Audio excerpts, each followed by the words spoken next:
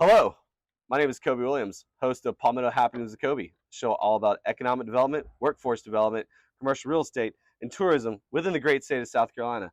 Today, I'm here with Mr. Dennis Nicholl from the Dunes Golf and Beach Club, the director of golf for the Yes, Dunes Golf and Beach Club as of September 1st, September right? 1st, yeah. That is awesome. How are you doing today, I'm sir? doing great. My role in the golf industry is a long one. I've been around for over 30 years, 33 years in the golf industry. I grew up in Michigan, north of Detroit. Go Tigers. Yeah, I don't yeah. know. Go Lions. Yeah, Maybe Lions. this year. Yeah, it's a little rough, I was more of a Red Wing fan growing up, Yep. but yeah, grew up north of Detroit, Sterling Heights, Shelby Township area, and played every sport growing up except golf. I didn't play golf growing up. I played football, basketball, baseball, soccer. Soccer was a big love of mine, but then I ended up switching over in high school to kicking a football. And it got me a full scholarship to kick a football at Central Michigan University. So I was a Central Michigan Chippewa and fire up chips. But I had a 5-year career there, got redshirted. And during my time at college, my first summer home, I needed a job just like everybody else, just trying to figure out what I wanted to do. And I kind of took an interest in golf, started hitting golf balls and thought this was a pretty cool sport. I might want to get into the golf side of things. So got a job at a golf course, cart attendant, range attendant, cart boy, golf shop, whatever, starter, ranger, whatever job was available, I was yes doing. Man, right? right? I was a grunt worker, and I did that for 3 summers. And then in my final summer in college, I kind of decided at that point, I think I want to make golf a career. This was something that I just felt like it's such a cool industry. And unlike most players that are really good players when they're young and decide to become a golf pro, which that sometimes doesn't work out because they just want to play golf, and so they don't realize you actually have to work. Where on my side, I realized the business of golf. That's what I loved about it. So I wanted to get into the golf business because of the business of golf, not because I was a great player.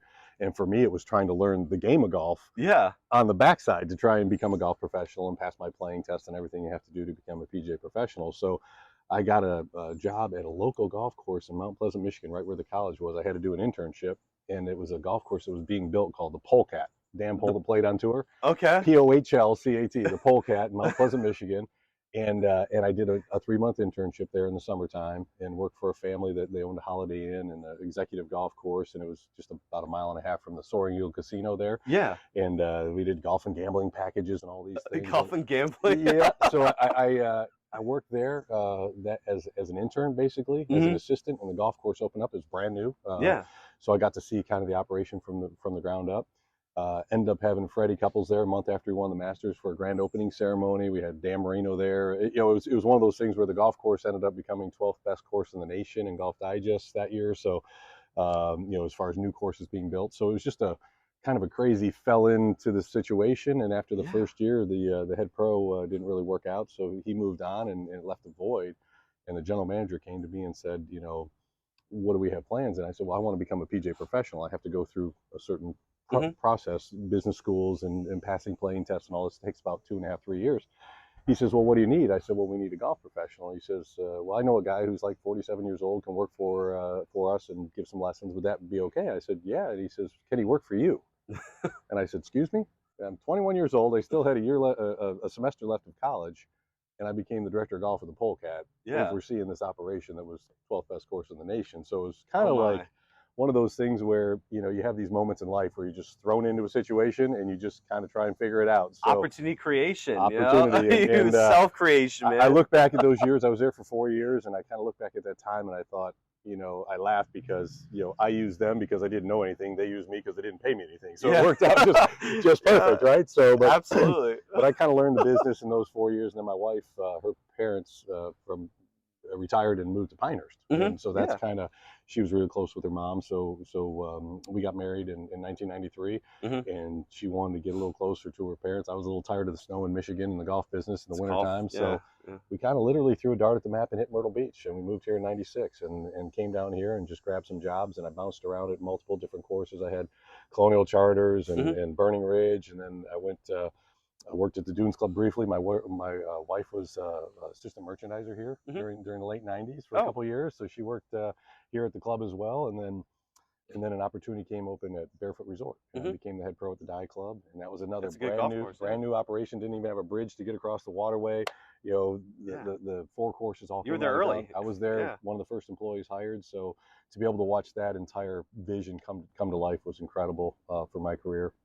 And then, as things work in the business, we had 2001 when the September 11th hit and the industry went into a tailspin. We had some management mergers and issues there, and ended up out of a job, in 2003. And then Mel Graham over at World Tour hired me as the director of golf there.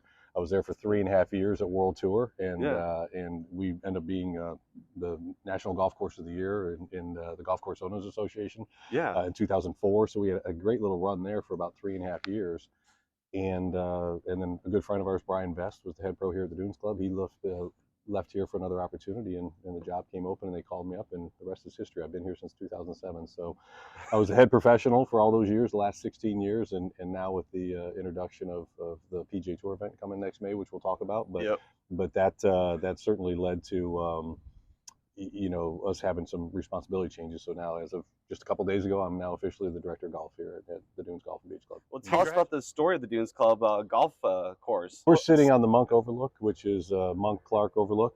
And basically this is 18th green and 18th hole behind us. The first tee's just to the right of us here, and number 10 tee's to the left, and the clubhouse behind with the ocean. So it's a great little spot to sit and watch golfers finish the round. It's a tough finish. It's really a historic finishing hole. Honestly. It is. With all the events we've had here in the past, this is really a hole to remember. Some finishing holes aren't all that. This one definitely is. So, it is a long one too. I remember that too. Yeah. But to talk about the Dunes Club, I mean, it's perfect timing for you. The Dunes Club at 75. It's our 75th anniversary this year. Yeah. 1948 is when we were founded. A bunch of local businessmen and women got together at a little location on what's now the 11th tee. It was a fishing cabin there called Chapin Cabin. They got together post-war, and we're talking about some recreational opportunities in Myrtle Beach, and the idea of building a club and a golf course came up, and basically they met, decided that would be a pretty good idea, and there's 200 acres here that they found, and hired a little-known architect named Robert Trench Jones Sr., which he went on to develop hundreds of courses around the world, and became famous for his architecture. Well, this was one of his first, big projects that he did, and really put his name on the map as an architect. So they had Robert Trent Jones was commissioned to do the architecture of the course. We had Jimmy D'Angelo, another famous name here in Myrtle Beach as far as the Myrtle Beach Hall of Fame. Jimmy D'Angelo was hired as the first golf professional, and his role was kind of not exactly out there just teaching and playing with the members. It was selling stock, marketing the club, trying to put Myrtle Beach on the map, and that's really a lot of credit goes to Jimmy and the founding fathers. We had Joe Ivey and Buster Bryan and his brother James, and we have all these Monk Clark that were sitting on the Overlook. They were some of the founding fathers that took it upon themselves, really with zero resources. A bulldozer pushing a couple piles of dirt around and just shaping this golf course, and it's turned into this beautiful piece of property we have now. And the vision they had back then, I don't even know if they would see it 75 years later what it's become. So, beautiful. But it's we've had a long history of a lot of General James Hackler, big name obviously associated with Coastal. Cecil Brandon, is another huge name here at the club. We have the Brandon Courtyard that we sit next to our clubhouse. The Dunes Club was one of the first Pine Lakes International, which I worked for 2.5 years at the Granddaddy as a head pro and club manager there as well. So I got a lot of history there. Wow. That was in the late 90s. I was at Pine Lakes working for the Miles family, but and then you look at the first golf course, Pine Lakes, and then you had the Dunes Club, right? And then you had, I think, Founders Club, which was formerly Seagull down on the south end in Pawleys, and you had Surf Club, but then you had the 80s and 90s of the boom, right? But the vision that Cecil Brandon had with the likes of Clay Britton and the Britton family, building the golf package business in Myrtle Beach back in the 60s, literally was kind of the onset of, and that changed the entire economy here in Myrtle Beach. It's not just, the hotels and the beach is great, and it would always be a beach town, but to take the golf and beach side of it and put it together into these packages and bring people in from all over the country, it was an incredible vision that they had, and that really put Myrtle Beach on the map as far as where we are today. And then the boom in the 80s and 90s with 100 plus courses. It was up to almost 120 courses along the Grand Strand at one point. And that would have never happened without that vision of the hotels partnering with the golf courses to fill those beds during the off season when people weren't using the beach, the spring, the fall. and the two of them work together, the beach during the summertime and then the spring and fall for the golf, and it really, made Myrtle Beach what it is today. Well, tell us about some recent news. How was this? Well, first of all, let's go. I know some recent news. We'll get to that, but tell us about how did this summer go for the Dunes Club? When it comes to golf, like, did we have a lot of people come through? I saw a lot of people come through. Yeah, it's I've been, like I said, in the business for over 30 years, and I didn't see anything like it this summer. I mean, and we can discuss a lot of the reasons why, and a lot of it was COVID, believe it or not. Ended up being a huge boom for the golf industry, which if you look back at the days prior to COVID, I mean, we had some tough conversations back in the 2009, 10, 11 period after the crash there in 08. And having to do membership drives, and clubs, not just us, but all around the country, were just begging for golfers, and public courses had unlimited tee time inventory that they just couldn't sell, and discounting golf, and the industry was kind of on the downslide. And then even the National Golf Foundation were, how do we bring new players into the game? We had more players leaving the game that were joining the game, and all these discussions were happening up as early as 2018 and 19, and then all of a sudden COVID hit, and we thought, that could be the final nail in the coffin for the golf industry. And crazy thing is, it changed it completely, because during those period, during that little period of time, if you recall, all you could do was golf or go to the beach. Right. And we're the Dunes Golf and Beach Club. Yeah, we got both. We got the best of both worlds. So it really, I mean, I hate to say it, but we were saving lives, more from a mental standpoint, where people could just get out. Cabin fever, cabin fever, and it was relatively safe to be able to play golf, and they felt comfortable being, single rider golf cars and all those things we did during that period. And we had golfers that, members here and some local players that would play once or twice a year prior to COVID. We're playing 3 times a week. and it was just the boom there happened, and from membership sales and everything else just took off. And so we've been on a wild ride since 2020, 2021 here at the club, and it's just been like a rocket ship taking off. And for better or for worse, it's just something that the golf industry had to embrace, and I think it's been great for everything. I mean, our junior programs are exploding, tennis programs, the facilities are being renovated, and just this summer was a true testament that normally the summertime in 100-degree heat, we might do 50 players a day, and we were doing 150 a day. It was insane. It was wild. Midday too. Yeah, we never slowed down, and now we're rolling right into the peak fall season again, with lots of tournaments for members and special events here at the club, plus all the just a standard golf play from the weekly golf groups. And I mean, it's just a great time to be in the golf business. Well, I want to talk about the some upcoming events that's coming up. I'll let you take the reins for that. We have a long history of tournaments at the Dunes Club, starting back in the 60s with the Women's US Open, and the 70s with the PGA Tour Q School, and we've had a little run there through the 2010 through 2020, where we renovated our greens in 2013. 2014 we had the PGA of America's Professional National Championship, the national championship for club pros like myself. 2015 the South Carolina Junior. 2016 was the Southern Am. 2017 was the USGA Women's Fourball, and that's one of their 13 majors for the USGA. So we hosted it here at the Dunes Club. So we've had some big events, right, in the past, and the golf course can handle any level event that you could throw at us. But none of us could have predicted what came down the news line, the headlines about 2 months ago was lo and behold, behind the scenes, we were working with the Chamber of Commerce and Tracy Connor, who you recently interviewed. I watched that interview. It's a great interview. Oh, thanks.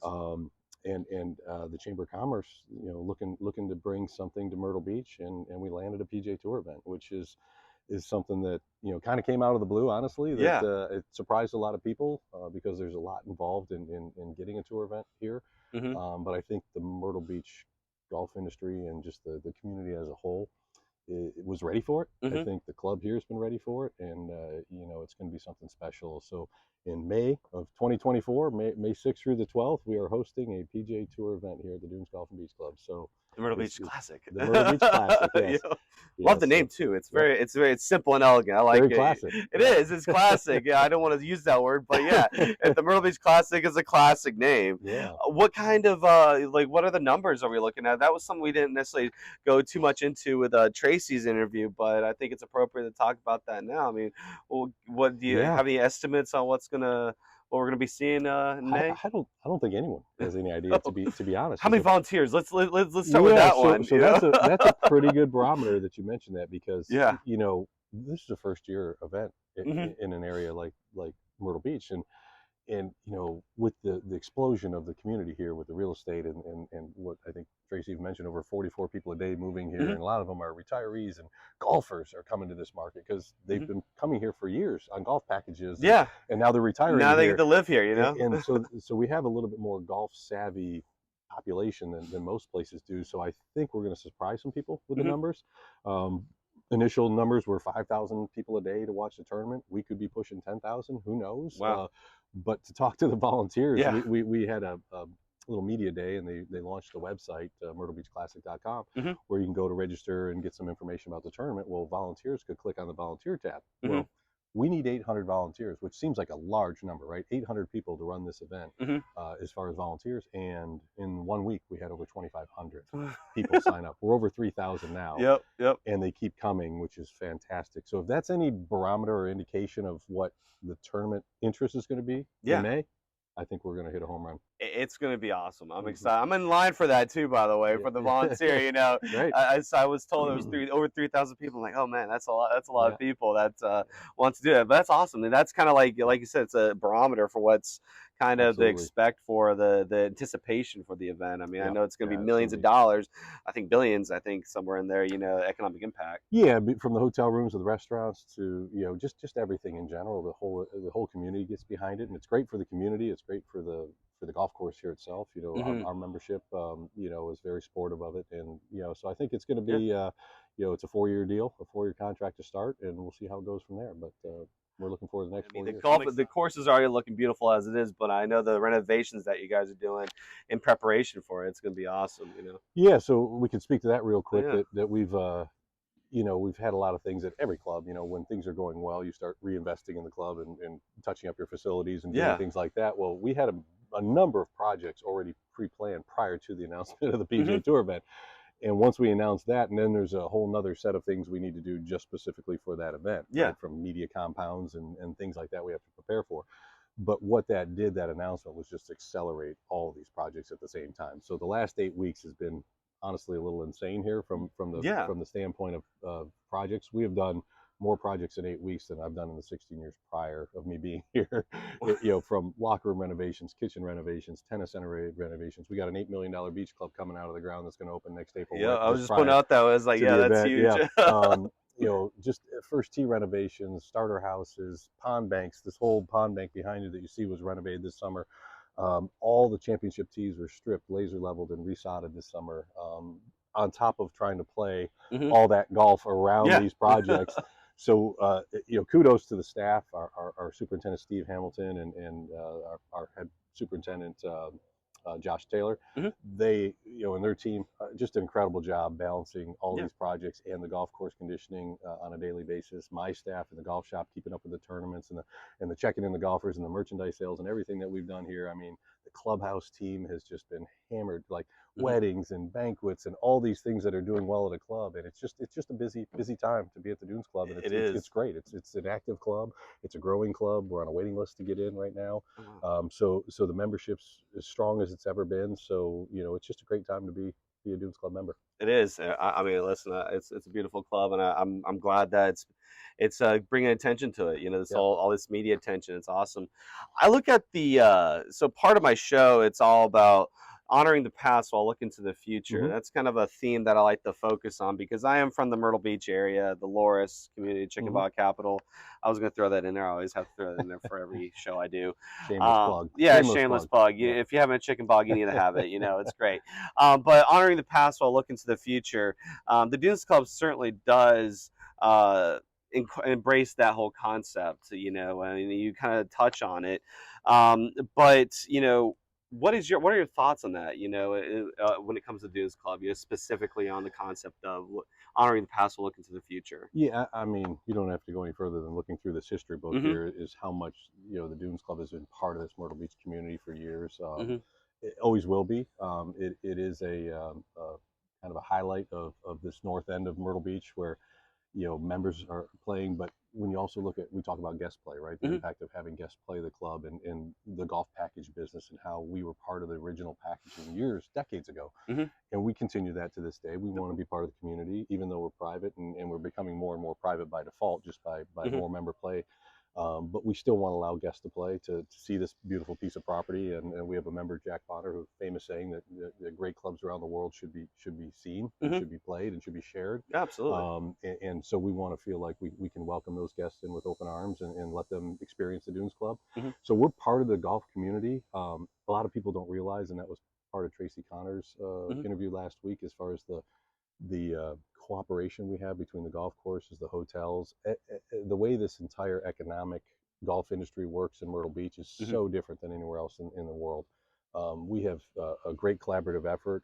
We have all the different governing bodies, Golf Tourism Solution, formerly Golf Holiday, the Golf Tee Time Network that links us all up, Omni and Sagacity Golf. We have the Golf Course Owners Association, the Hotel Association. We have Project Golf, which is a charity that teaches, veterans and beginning golfers and underserved youth. So all those principles that are involved in all those organizations work together seamlessly to try and provide a product for Myrtle Beach. So it kind of talks about, the next topic was about what are the strengths of the Dunes Club compared to all the other golf courses on the coast. But that seems like that's a strength, the collaboration, the seamless, beyond the beauty of this, but the collaboration with all the different entities in the Grand Strand. We all work together, or one Grand Strand. I think that's an organization, actually. Yeah, absolutely. Yeah. When you're saying how unique the Dunes Club is, well, one, it's one of the few places along the entire East Coast that the clubhouse is actually looking out over the ocean. So when you're looking just at our club and the uniqueness of that, I think people do have a little misconception, especially the guests when they come here to play. They think the dunes, and they think we're playing through sand dunes, kind of like the ocean course at Kiowa. Yeah. Where in reality, they show up and they see all these beautiful oak trees and indigenous trees and all these native species of, the wildlife and all these things here that they didn't really expect. You go out and play golf, and you have, the front nine's kind of cut through the trees, and then you get to the back nine that plays along the swash. And love the back nine. The tidal swash that comes, the Singleton swash that comes in and out. So so really, it's a great balance between, just a great variety of holes, and I think that's the uniqueness of it. But when you look at the Dunes Club compared to a lot of other maybe resort or public courses along the East Coast, we have juniors and high handicappers and beginning golfers play here every day, right? And then the next week we have the best players in the world playing a tour event here. Yeah. So the golf course can handle anything, any range of player, and you can't find that at a lot of places. That golf courses that are built, the Dunes Club is just a special place. It's very playable, Yeah, absolutely. Yeah. for all levels of golfing play.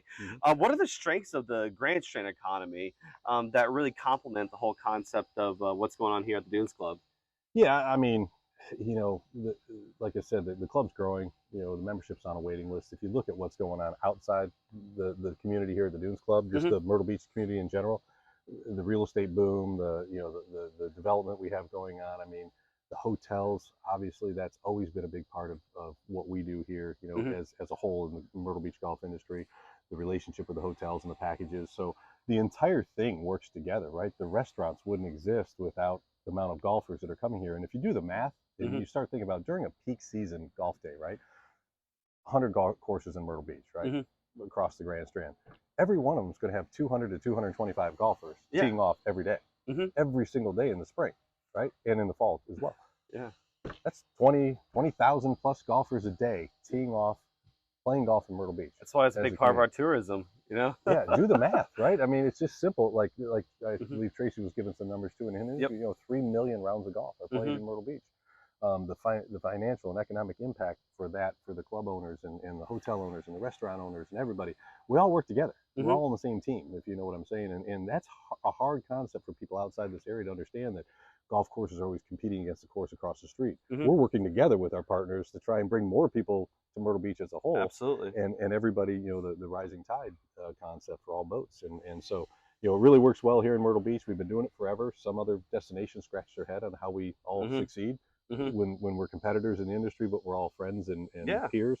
So it really is a great golf community here. I've been here, like I said, since 1996, and it's only gotten better. I mean, we've had some ups and downs with some economic swings, but for the most part, the Myrtle Beach industry has stayed tight, really close-knit group of people. What are some opportunities in the Grand Strand that's not being necessarily emphasized that, if so, would really further unleash the full potential of the Dunes Club? Yeah, I mean, you don't have to look further than the PGA Tour event that we're hosting, right? That's number one biggest thing we have in the future here. Oh yeah. That all the headlines are about that. What happens when you become a quote unquote tour venue? You bring some higher level of respect from the golfing community in general in the world. You're now a PGA Tour venue, right? There is some respect there that if you're able to host the best players in the world at your facility, you're doing something right. And I think, the club resume takes a huge bump. The membership gets a big bump, from as far as the offering and the benefits that they get out of this event. The rates we can charge, just the community in general, what we can sell Myrtle Beach as far as showing the rest of the world what we have to offer here in Myrtle Beach. I mean, I think there's a lot of people out there that maybe came to Myrtle Beach 20, 30 years ago would be absolutely shocked if they showed up today. As far as what Myrtle Beach looks like compared to 20, 30 years ago. 100%, even 10 years ago. Yeah, even 10 years, exactly. And so when the Golf Channel, goes live with the cameras on the cranes and the drones and get the shot of Myrtle Beach, and then the money shot of the sky wheel and everything on the coast, and then they start, watching the advertisements and watching, the stories about Myrtle Beach in general. When they start to look at those things, it's going to be, I think, will blow some people's minds about what Myrtle Beach has to offer, and that's what a tour event like that brings to the entire community. For us personally here at the Dunes Club, I think, our biggest challenge between the general manager, myself, and Gavin Arsenal is our general manager, our superintendent, all these people involved behind the scenes, our staffing, we have a tour event coming, right? That's going to be important, but we also have to run a club. And we can't lose sight of our membership and what's most important here. Tournaments for the members, the functions, social functions, the concerts on the lawn, the tennis facility, the weddings, all those things that we do here on a daily basis. We still have to do those, even though we got a tour event coming. And you guys do a great job with it. And balancing all that. And that's what's pretty important. So we want to make sure we have that balance over the next 4 years. We want to make sure that the members get first priority and they're taken care of and serviced the way they need to be. But then we also have this extra tour event that's going to just be a huge pop for the whole industry. So, that is awesome. That's awesome. Sustainable development is another concept that I like to talk about on this show, and I don't necessarily mean that from a standpoint of just environmental, but I also look at it from an economical perspective and also a community perspective. What is the Dunes Club doing, especially the golf course, to really embrace those concepts of sustainable development, maybe a holistic perspective as well? Yeah, I mean, the golf industry in general, I think, there's criticism, I think, out there of fertilizers and chemicals and all these things, but I don't know a golf owner or operator out there that wakes up in the morning, calls their golf pro or their head superintendent and says, "Man, I want you to destroy the environment today." It just doesn't happen. The opposite's true, that we're actually trying to be the best stewards of the property that we can be, right? We're trying to offer a product that's a wonderful product that you see behind us with the most minimalistic resources that we can use, right? And technology nowadays is helping that tremendously, as far as just the type of maintenance equipment, the way we handle water usage, how we track these things from the computerized type of tracking systems that we have on how we apply fertilizers, how we apply water. We're fortunate in South Carolina that we have an abundance of water, but you move to California or Arizona or some desert courses, they struggle a lot with that. So that's going to be a pretty big thing in the golf industry coming up. But we have ways of handling that and monitoring that for water quality and different things like that. So the property here itself, from a sustainability, from an environmental standpoint, is pretty pure. I mean, I think we do the best. Like the nirvana kind of, the ideal concept of that. It's a balance, right? You got to provide a great product, but obviously you want to make sure that you're good stewards of the environment, good stewards of the golf course. So, and I think our whole team does a great job of that. Little things behind the scenes on my side from like the golf, like we have a fleet of 80 golf cars. 80 golf cars that all have 6 lead acid batteries in them. The next fleet, when we roll out, we'll have 1 battery, lithium, and it will be much lighter golf car, less impact on the golf course, less energy used to charge it, things like that. From a sustainability, it's just happening naturally in the golf industry, and that's what every golf course, not just us, is embracing. So moving forward, and from an economics sustainability and from a workforce sustainability, those sustainability can be used in many ways. That's why I try to focus on the holistic perspective. Yeah, the hiring process is very difficult over the last few years, trying to get the good people, get people who want to work, get them in here, and then sustainability from keeping them as an employee for a long term, right? We have a longevity here at the Dunes Club with employees. Cindy Graham in the golf shop, she's a PGA professional, 33 years she's been working here. She taught me when I was 8 years old. Barb in the golf shop, she's been over 23 years. Like we have sustainability when it comes to our employees, because the members and employees develop a bond, right, and a relationship, and they want to stay. And but from economically, and we got to be feasible, controlling expenses and all these things. We got to be sustainable as an operation. We are a business, so we have to make money, and we have to be able to put that money back into the facilities and the club in a well thought out way, I guess is the way to put it. So you can survive another 75 years. That's really what we have to look at. I love it. I love it. Well, are there any future events beyond the immediate future events that you'd like to highlight to our viewers here at the Dunes Club beyond the awesome Myrtle Beach Classic? Not really. I mean, nothing on the horizon other than, because again, that's stealing all the headlines, right? Hey, exactly. That's I was just like, just what are some immediate, aside from that minor little thing, Well, what people don't realize is going into this fall, right? We have our peak season, and just it's beautiful too. A small snapshot. We have this weekend we have our women's member. Next weekend's our men's member. The next weekend after that's the women's club championship. We have a men's golf event the first weekend of October.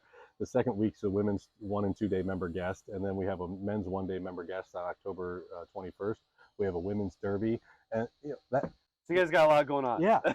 So like I said, and every weekend. That's on top of just heavy daily play, for members and guests that are playing here. For just general peak season fall play, so trying to balance all that, it keeps us busy. Balancing it all, perfectly. In my opinion, at least, I like what you guys are doing here. Well, Dennis, thank you for joining the show today. Yeah, thank you. Appreciate it. I appreciate it. Thank y'all for listening to this show of let me rephrase that.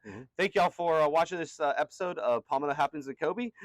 Follow the Grant Center of Real Estate and Economics on LinkedIn for this episode and for more episodes like this.